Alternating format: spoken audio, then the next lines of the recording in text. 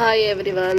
ರಾಗಿ malt ಮಾಡೋದಕ್ಕೆ ನಾನು ಇವತ್ತು ಹುರ್ಕೋತಾ ಇದ್ದೀನಿ. ಮೊದಲನೇದಾಗಿ ಕಾಬೂಲ್ ಕಡಲೆ, ಇದು ಹುರಿದು ಕಪ್ಪುದು ರೌಂಡ್ ಸಿಗುತ್ತಲ್ಲ ಅದು, ಇದು ಹಸಿ ಬಟಾಣಿ ಹುರ್ಕೋತಾ ಇದ್ದೀನಿ. ಎಲ್ಲ ಹಂಗೆ ಹುರಿದು ತೋರಿಸ್ಬಿಡ್ತಾ ಇದ್ದೀನಿ ಐಟಮ್ಗಳನ್ನ. ಬಾದಾಮಿ ಇದು ಅರ್ಧ kg ಗಂಟ ಹಾಕ್ಕೋಬೇಕು. ಇದು ಸಬ್ಬಕ್ಕಿ ಹುರ್ಕೋತಾ ಇದ್ದೀನಿ. ನಿಮ್ಮ ಅಶ್ವಿನಿ ಚಾನಲಲ್ಲಿ ಅವರು ತೋರಿಸಿದ್ರಲ್ಲ ಅದೇ ಥರ ಮಾಡ್ಕೊಂಡಿದ್ದೀನಿ. ರಾಜ್ಮಾ ರೆಡ್ ಕಲರು, ಇದರಲ್ಲಿ 2 ಥರ ಹಾಕಿದ್ದೀನಿ.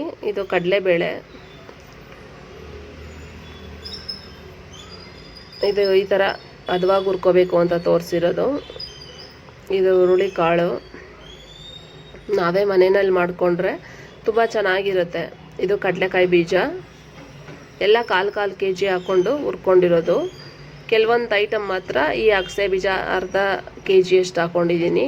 ಕೆಲವೊಂದು ಐಟಮ್ಮು ಹೆಸ್ರು ಕಾಳು, ಇದು ಅಲಸಂದೆ ಕಾಲು kg, ಇದು ಹೆಸ್ರು ಕಾಳು ಅರ್ಧ kg, ಅಗಸೆ ಬೀಜ ಅರ್ಧ kg, ಬಾದಾಮಿ ಅರ್ಧ, ಈ ಥರ ಕೆಲವೊಂದು 4 ಐಟಮ್ ಏನೋ ಅರ್ಧ ಬರುತ್ತೆ ಅಷ್ಟೇ. ಇದು ಹುರುಳಿಕಾಳು, 3 ಏಲಕ್ಕಿನೂ ಹಾಕೋತಾ ಇದ್ದೀನಿ. ಅವ್ರು 3 ಹೇಳಿದ್ರು, 3 ಹಾಕ್ಕೊಂಡಿದ್ದೀನಿ. ಇದು ಅಲಸಂದೆನಲ್ಲಿ ಇನ್ನೊಂದು ಥರ ರೆಗ್ಯುಲರಾಗಿ ಊರುಗಳ ಕಡೆ ಬೆಳೀತಾರೆ ನೋಡಿ, ಆ ಥರದ್ದು. ಇದು ಕಡಲೆಕಾಳು ಹಸಿರು ಕಲರ್ದು, ನಾರ್ಮಲಾಗಿ ಬರೋದು ಹಾಕ್ಕೊಂಡಿದ್ದೀನಿ. ಇದು ಬಿಳಿ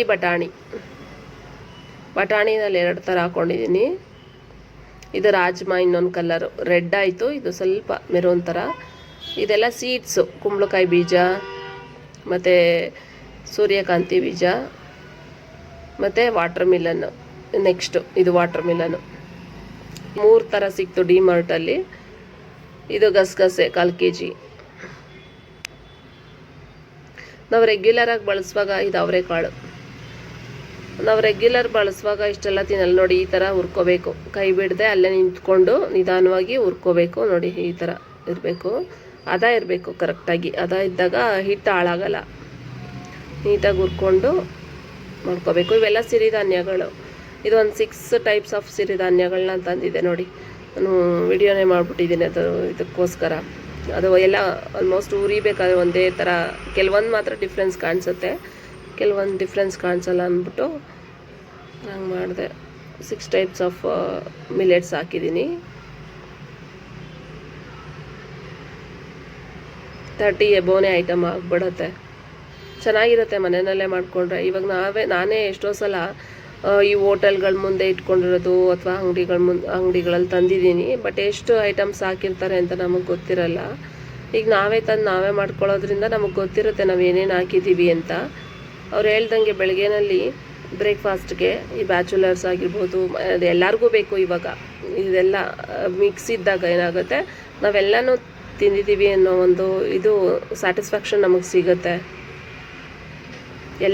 ಇಷ್ಟೆಲ್ಲನೂ ನಾವು ನಿತ್ಯದ ಆಹಾರದಲ್ಲಿ ನಾವು ಬಳಸಲ್ಲ. ಇದು ಬಾರ್ಲಿ,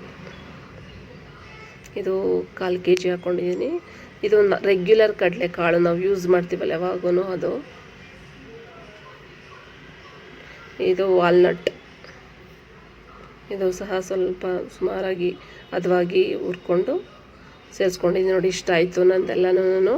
ಆಲ್ಮೋಸ್ಟು 9.5 kg ಅಷ್ಟು ಇಲ್ಲಿ ಬಂದೆ. ಇದು ಫಸ್ಟು ತೂಕ ಹಾಕಿಸ್ದೆ, ಬಾಕ್ಸು ಸೇರಿ 10 kg ಬಂತು. ಇಲ್ಲಿ ನೋಡಿ ರಾಗಿ ನನ್ನ ಹತ್ರ ಇರಲಿಲ್ಲ, ಅಲ್ಲೇ ಹೋಗಿ ತೊಗೊಂಡೆ. ರೆಡ್ ಕಲರು ಚೆನ್ನಾಗಿತ್ತು. ರಾಗಿನ ತೂಕ ಮಾಡಿಸ್ದೆ, ಅದು 9 kg ಅಷ್ಟು ಈಕ್ವಲ್ ಆಗಿರಬೇಕು ಅಂದ್ಬಿಟ್ಟು ಅಲ್ಲೇ ತೂಕ ಮಾಡಿಸಿ ಹಾಕ್ಕೊಂಡು. ರಾಗಿ ಚೆನ್ನಾಗಿರೋದು ಸಿಕ್ತು ನೋಡಿ. 9 kg ಸಮಥಿಂಗ್ ಎಷ್ಟೋ ಇದೆ ಹಾಕ್ಕೊಂಡು ಅಲ್ಲಿ ಮಿಕ್ಸ್ ಮಾಡ್ಕೊಳ್ಳೋದಕ್ಕೆ ನಾನು 2 ಬಾಕ್ಸು ಈಕ್ವಲ್ ಇದ್ದದ್ರಿಂದ ಹಿಂಗೆ ಮಿಕ್ಸ್ ಮಾಡ್ಕೊತಾ ಇದ್ದೀನಿ. ಇದರಲ್ಲೇ ಹಾಕಿ ಅವರೇ ಮಿಕ್ಸ್ ಮಾಡಿಕೊಟ್ರು. ರಾಗಿನ ಫಸ್ಟ್ ಹಾಕ್ಕೊಂಡ್ರು, ಆಮೇಲೆ ಇದು ಹುರಿದಿರೋ ಕಾಳುಗಳು ಆರಿಸಿ ಎತ್ಕೊಂಡೋಗಿದ್ದೆ, ಅದನ್ನೆಲ್ಲ ಅದಕ್ಕೆ ಹಾಕಿ ಎಲ್ಲನೂ ಚೆನ್ನಾಗಿ ಮಿಕ್ಸ್ ಮಾಡ್ಕೊಂಡು ಅಲ್ಲೇ ಆಮೇಲೆ ಪೌಡರ್ ಆಗೋದಕ್ಕೆ ಬಿಟ್ಟರು. ಚೆನ್ನಾಗಿ ಮಿಕ್ಸ್ ಮಾಡಿದ್ರು ಆಂಟಿ. ಈ ಥರ ನಾವು ಮನೆಯಲ್ಲೇ ಮಾಡ್ಕೊಳ್ಳೋದ್ರಿಂದ ತುಂಬ ಹೆಲ್ತ್ ಬೆನಿಫಿಟ್ ಇದೆ ಅವ್ರು ಹೇಳ್ದಂಗೆ. ನಾನು ತುಂಬ ದಿವಸದಿಂದ ಮಾಡ್ಬೇಕು ಅಂದ್ಕೊಂಡು ಅದು ಉರಿಯೋದು ಯಾರು ಅನ್ನೋದ್ರಲ್ಲೇ ಸುಮ್ಮನೆ ಹಂಗೆ ಇದು ಮಾಡಿಬಿಟ್ಟಿರ್ತೀವಿ. ಇಲ್ಲಿ ನೋಡಿ ಒಳಗಡೆ ಸ್ಟೀಲ್ ಬಾಕ್ಸ್ ಇಟ್ಟಿದ್ದೀನಿ ನಾನು.